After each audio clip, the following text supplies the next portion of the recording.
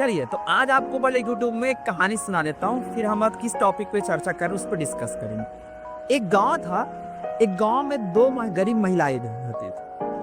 पहली परिस्थिति में गरीब महिलाएं की मदद करने के सरकार ने क्या किया कि हर महीने उनके अकाउंट में एक फिक्स अमाउंट में पैसा डाल दिया गया। मान लीजिए पैसा 2-2 हजार रुपये डालते चले गए और वो पैसा डलती है।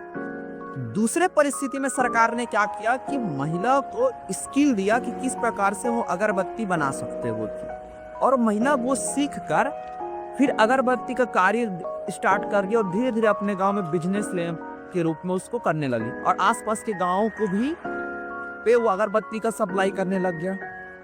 समय बीतते गया जो पहली महिलाएं को जो 2,000 रुपये उनको मिल रहा था, उन्होंने उस 2-2 हजार को मिलता रहा और उनका कोई सकारात्मक उपयोग न करके वो अपने रहन सहन नॉर्मल जिंदगी में अपने गरीबी को दूर करने में उपयोग किया। दूसरी परिस्थिति में महिलाओं चूंकि उनका स्किल में ध्यान दिया गया, उनके बिजनेस माइंडसेट को डेवलप करने में मदद की गई, तो वैसे परिस्थिति में क्या हुआ कि वो महिलाओं ने खुद को जॉब देने के साथ साथ आसपास की महिलाओं को भी अपने साथ जोड़ लिया और एक तरीके से स्वयं सहायता समूह का निर्माण करके पूरे के पूरे स्टेट में अगरबत्ती का एक बहुत बड़ा सप्लायर ग्रुप बन गया, जिससे उस महिलाओं को जॉब के साथ साथ बाकी सारे महिलाओं को भी जॉब मिलने लगा और वो अपनी आर्थिक स्थिति अच्छी कर।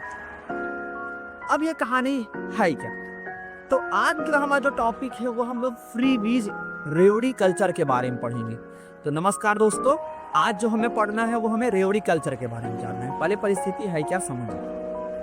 फरवरी 2023 से फरवरी 2025 के बीच में 14 राज्यों में चुनाव हुआ और जो 14 राज्यों में चुनाव हुआ उस पे 11 राज्यों में प्रत्यक्ष रूप से साफ तौर पे देखा जा रहा है कि सरकार ने ऐसी पॉलिसी लाई जिसके तहत सीधे डायरेक्ट उनके अकाउंट में पैसा ट्रांसफर किया गया। कहीं ना कहीं ये जो डायरेक्ट अकाउंट उस पर ट्रांसफर हुआ वो एक तरीके से बोलूं तो परिणाम में बहुत बड़ा परिवर्तन लेकर आए। चाहे आप इसका सबसे अच्छा उदाहरण दे सकते हो, अभी हमारे दिल्ली का जो चुनाव हुआ था उस विधानसभा चुनाव, दिल्ली के विधानसभा चुनाव में चाहे बीजेपी बीजेपी जीती, चूंकि चाहे बीजेपी जीते चाहे आप जीते, दोनों को अपने फ्री बीज मुफ्त की पॉलिसी पर निर्भर होना पड़ रहा। अब है क्या? अब मैं कई लोग अब मुझसे आर्गुमेंट कर रहे कि तो क्या हम सरकार को ऐसे मदद नहीं करनी चाहिए?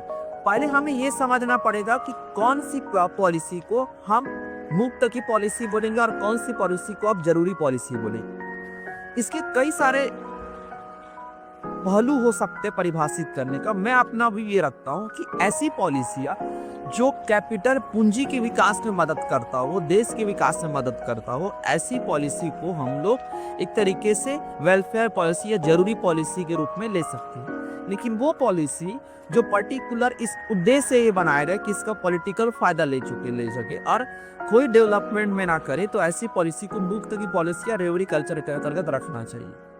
फॉर एग्जाम्पल के रूप में ले लीजिए, जैसे हमने पहले केसेस में एग्जाम्पल दे रहा था, पहले केसेस में वुमेन की स्किल में कोई डेवलपमेंट नहीं हुआ और वो लगातार सरकार पर डिपेंड होती चली गई।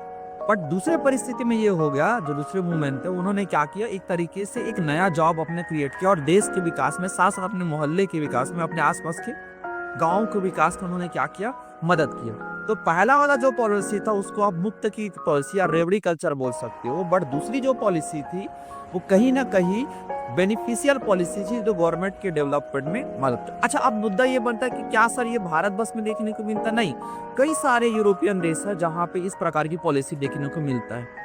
एक देश ऐसा है जहाँ पे मुफ्त में इस प्रकार की डेवलपमेंट करें। देखिए लगातार आप संसाधन को उपयोग करते जाओगे तो वो तो कुबेर बोलते हैं, बहुत प्रसिद्ध कहावत है कि लगातार आप सिर्फ उस पे धन न जोड़कर धन का उपयोग करते रहोगे तो कुबेर का धन पैसा भी नहीं बचता ना।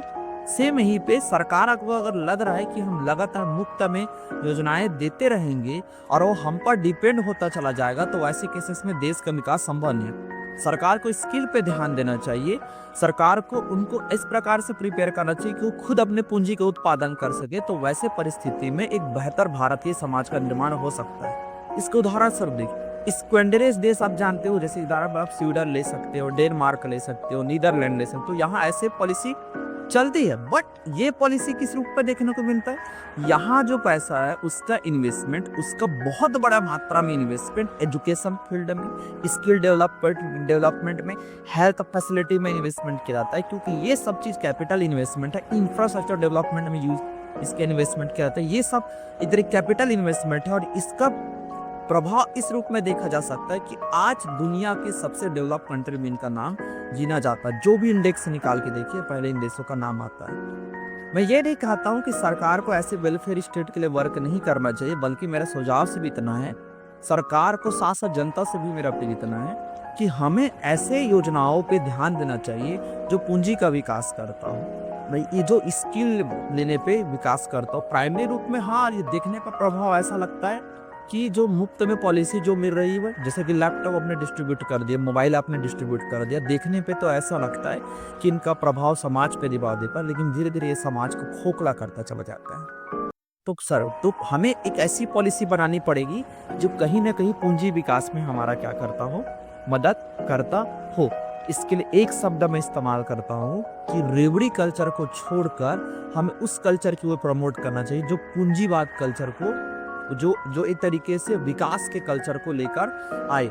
कहीं ना कहीं हमें नीदरलैंड, डेनमार्क, इन देशों के उदाहरण से हमें सीखना पड़ेगा कि हमें हर चीज मुफ्त में देने से अच्छा है कि लोगों की स्किल पे ध्यान दिया जाए। किसी व्यक्ति को मछली देने से अच्छा है उसको मछली पकड़ना सिखा दिया जाए, तो उसको पूरा जीवन भर क्या कर सकता है, उसके जॉब क्रिएट हो जाएगा, उसका पूरा जीवन पर वो इंडिपेंडेंट रहकर अपने लाइफ को क्या कर सकता है, सर्वाइव कर सकता है। उम्मीद होगा ये वीडियो आप समझ गए होंगे।